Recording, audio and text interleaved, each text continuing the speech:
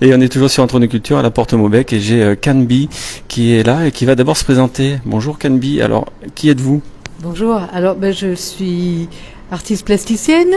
Je travaille avec les canettes depuis une dizaine d'années, donc les canettes en aluminium qu'on voit traîner un petit peu partout. Voilà, j'habite à La Réunion 6 mois de l'année et les autres 6 mois l'été en général en Corrèze. Alors vous m'avez expliqué que les canettes vous en avez ramassé énormément et que vous les utilisez d'une certaine façon, donc on va regarder comment vous faites. Mais d'abord, combien vous en avez ramassé? Au bout d'un moment, on n'a plus trop compté à l'unité, mais on estime environ 100 000 canettes depuis 10 ans. 100 000 canettes. 100 000 canettes. On est toujours avec un sac. Voilà. Si on a oublié le sac, il est fourni aussi en général.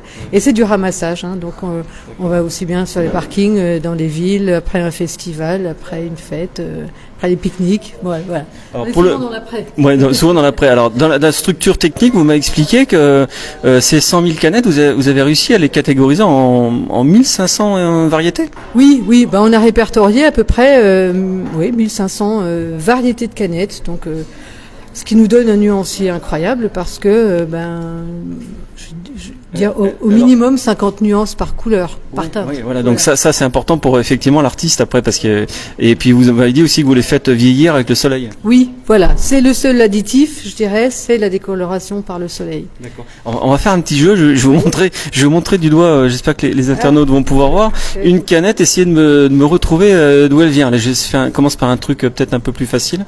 Alors je vais la montrer ici. Alors, est-ce que vous vous souvenez ce que c'était ça? Bien sûr, ça c'est de la fusti. Oui. Voilà, ça c'est une boisson très glacée. Ancienne parce qu'ils ont changé l'emballage, elle est plus sombre maintenant. Alors donc vous en avez utilisé un certain nombre ici. Oui, voilà. Alors là vous faites travail par pixelisation, c'est-à-dire que vous avez des carrés qui sont tous de la même taille. Oui, c'est du 2 cm, 2 par 2. D'accord. Alors pourquoi? Alors d'une part parce que l'œil reconstitue beaucoup plus facilement l'image à partir de petits carrés, c'est exactement ce qui se fait dans les éditions. Et pourquoi 2 cm? Parce que c'est vraiment le format le plus petit qui va me permettre de faire des œuvres avec environ 2-3 000 pixels. Voilà, le minimum quand même pour que l'œuvre soit reconnaissable.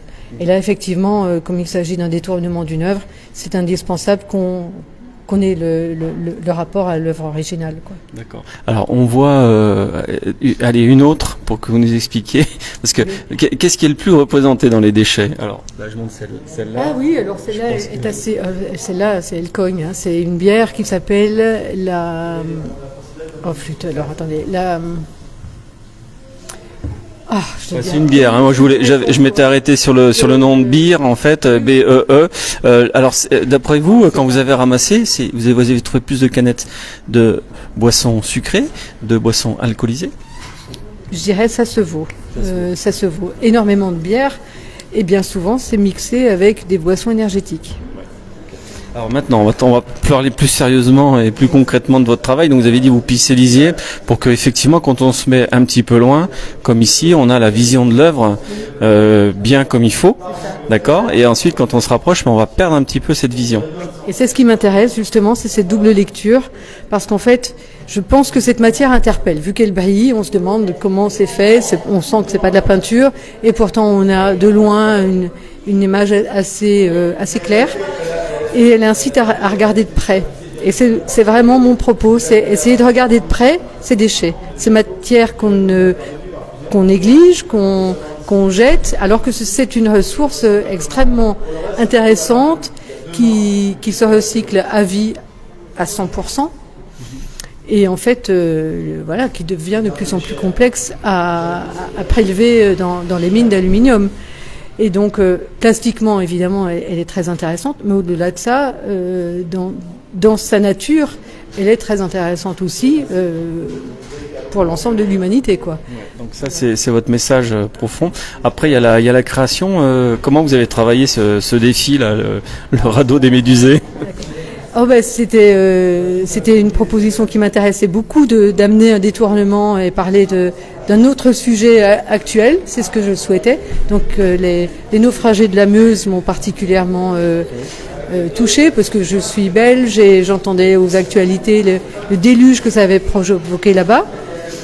Et pour moi, j'ai fait le lien avec ces personnes qui se réfugiaient sur leur toit et évidemment ceux qui sont sur le radeau.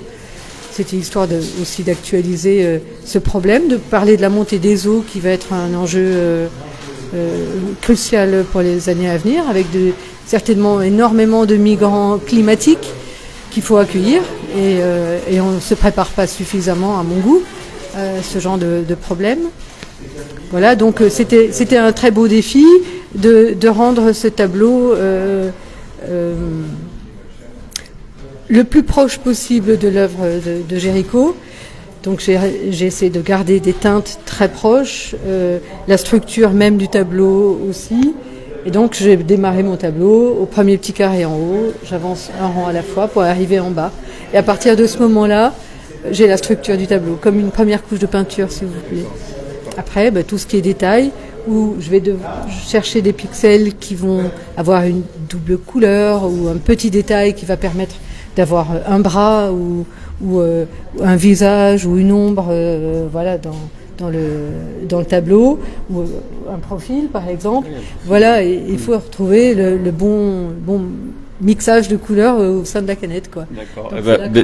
Ok, vous vous amusez. On a bien compris. Alors Béatrice, vous allez nous donner simplement un site ou une page Facebook pour pouvoir vous retrouver? Très bien. Alors mon nom d'artiste, évidemment, c'est Can pour Canette. C-A-N-B, vu que je m'appelle Béatrice, donc 4 lettres, C-A-N-B.fr. Okay. Voilà. Eh ben merci Béatrice. Et nous, on vous invite à venir découvrir ce travail. À bientôt.